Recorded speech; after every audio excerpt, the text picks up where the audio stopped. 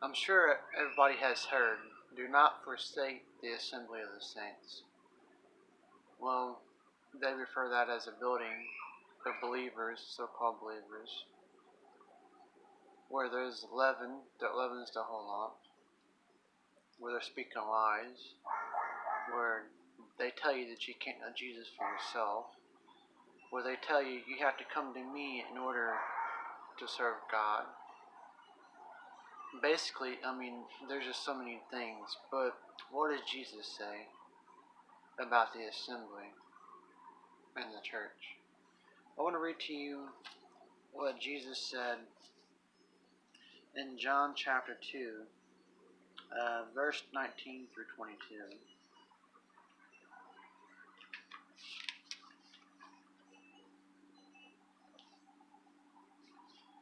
Jesus answered and said to them, Destroy this temple, and in 3 days I will raise it up.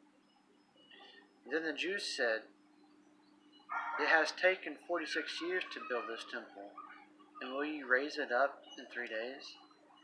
But he was speaking of the temple of his body. Therefore, when he had risen from the dead, his disciples remembered that he had said this to them, and they believed the Scriptures and the word which Jesus had said.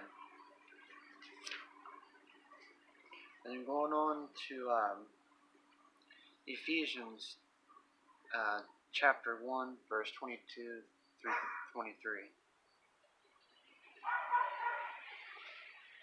And he put all things under his feet, and gave him to be head over all things to the church, which is his body, the fullness of him who fills all in all. Then also Ephesians chapter 2, verse 19 through 22. Now therefore you are no longer strangers and foreigners, but fellow citizens with the saints and members of the household of God, having been built on the foundation of the epistles and prophets, Jesus Christ himself being the chief cornerstone, in whom the whole building being fitted together grows into a holy temple in the Lord, in whom you also are being built together for a dwelling place of God in the Spirit.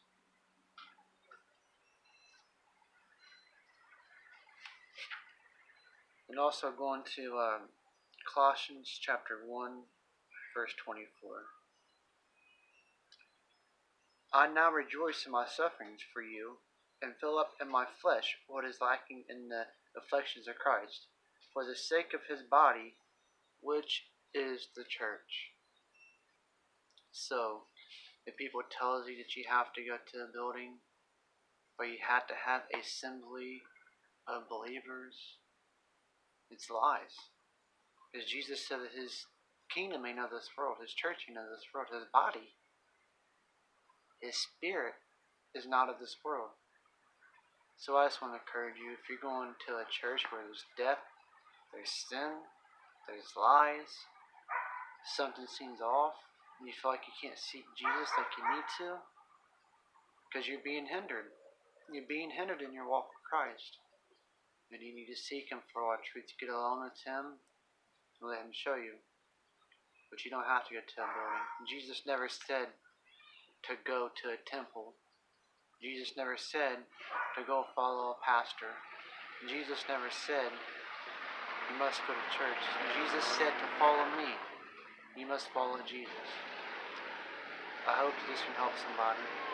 May the truth of God be with you.